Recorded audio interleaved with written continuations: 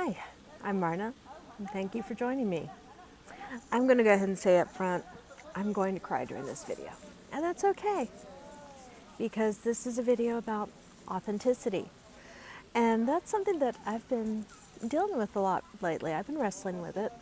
Things like, you may have noticed the name of this channel has changed from Twin Flame Detox to Marna Renee. That's because I am stepping more into my authentic purpose and making the conscious choice to be more authentically myself, to not hide behind a service that I offer, and instead to just be me. My plans for today originally were I've been talking to a business coach about what sorts of videos to make, and I had a whole list of videos planned out for today, and it was just boom, boom, boom, boom, boom. I was going to be making a number of them back to back to back and drip them out over the channel over the next week. That was the plan. But then last night, a friend of mine very unexpectedly transitioned out of this life. So instead of following the plan, I'm going to be talking about this friend. This is someone who saved my life, quite literally more than once. He never told me I was making a bad decision, because he understood that our bad decisions help us grow. But he was always there to help pick me up afterwards. And one of the reasons why I'm out here, even though it's a really gray, rainy day and there's other tourists who are being really, really noisy in the area, is because he understood the value of connecting with nature, and he liked to come out here and kayak. And I like to come out here for myself and connect with nature, so it's an appropriate place, even if it is gray and rainy, which kind of reflects how I'm feeling. And I recognize that it is my ego self, my selfish side, that is mourning his loss, because his energy is still here. But I was really, really looking forward to the world going back to a point where we could just, sit and watch movies and cuddle together again.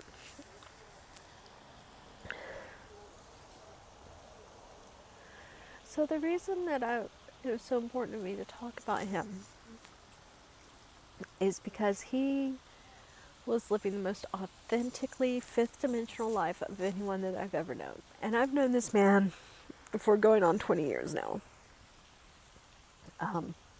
He was a very prominent feature of the convention life. If any of you are into sci-fi or fantasy conventions, you quite probably have at least seen him, if not known him personally. And on three-dimensional terms, in the 3D world, he had a very average life. Never married, never had kids, never owned a home. But he lived a life doing exactly what he was passionate about. He lived a life being exactly himself, with no apologies to anyone for it. He had a knack for, he could walk into a room, and there could be 4,000 people in the room, and at some of these conventions, yeah, that happened. He could walk into a room, and he would see you, and he would wave. And you were seen.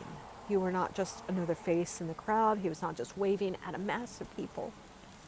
He saw you.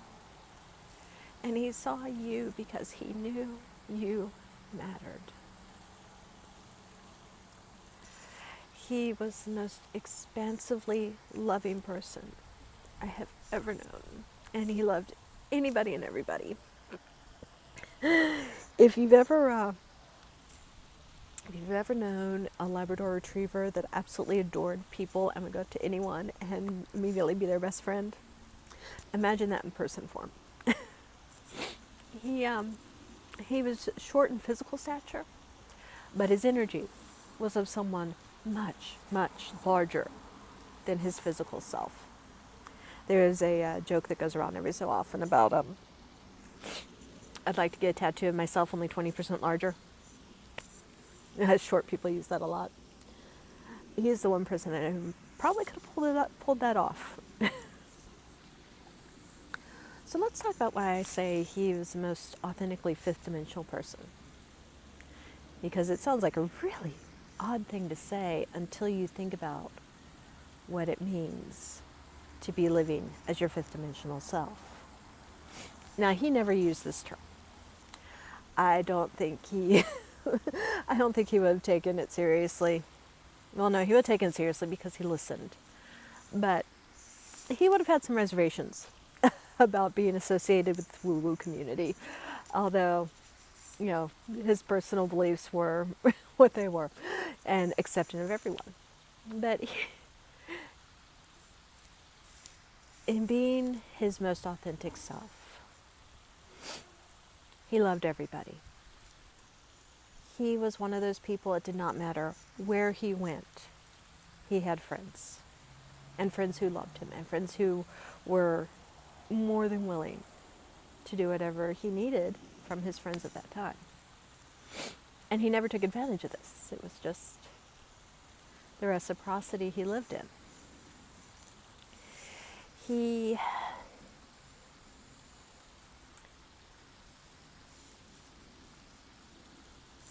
If you went to science fiction fantasy conventions, particularly if you went to Dragon Con, he was a perennial person. He always had a camera in his hand, or he was carrying a beautiful woman or a celebrity in his arms. Male or female, didn't matter.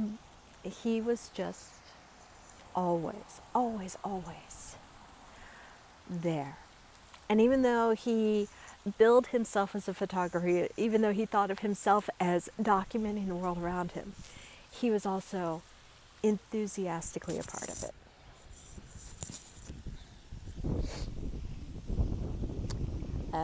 He lived his life to the absolute fullest. He was the living embodiment of what it means to be personally fulfilled in your life. Now, since he was not living a 3D life, there were effects of that, and that often would manifest in bouts of depression because he was out of sync with the world that he lived in. And when those things happened, he would come out to places like here and go kayaking, or he would go to the swamps and go spend a week kayaking down there, or he'd disappear for a few days and then he'd come back. He knew that he needed to reconnect with himself on an inner level so that he can continue being authentically himself with everyone else. And most of the people knew the party guy, knew the guy who would go to the pirate festivals and the science fiction conventions and happily drink with anybody, happily talk with anybody, happily be there for anybody. The quieter self, though, was just as authentically him. And even though, his 3D life was what it was, his fifth dimensional self was a giant. His fifth dimensional self, his energy, the way that he affected the world around him was absolutely incredible. I don't think there is a single person that he ever met that did not feel seen and valued by him, even if they only met for 20 minutes. I'm going to miss him.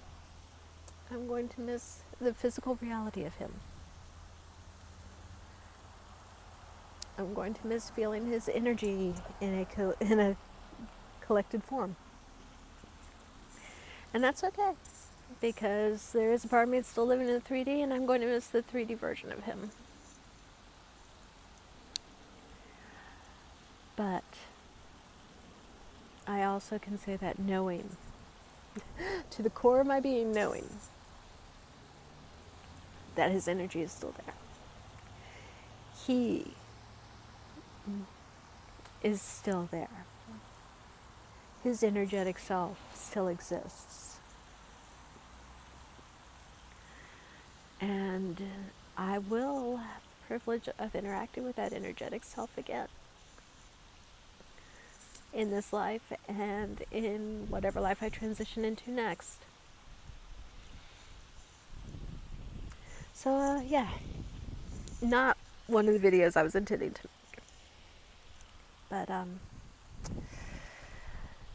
I had the privilege of knowing a gnome who was a giant and who taught me what it is to be authentically a fifth dimensional person. To be authentically yourself with no apologies for not conforming to what we're indoctrinated into believing we should be. I had the privilege of knowing someone who loved me for me exactly as I am, no matter how much of a mess I could be,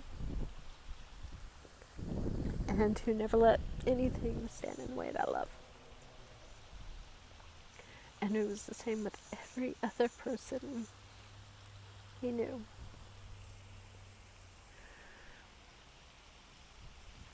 And that is an inspiration for me. That is a goal to aspire towards. To be that open, that authentic, that honest, and that loving. And I hope all of you watching this are blessed enough to know someone who can exemplify that for you. I'm Marna, and thank you for sharing this memory with me.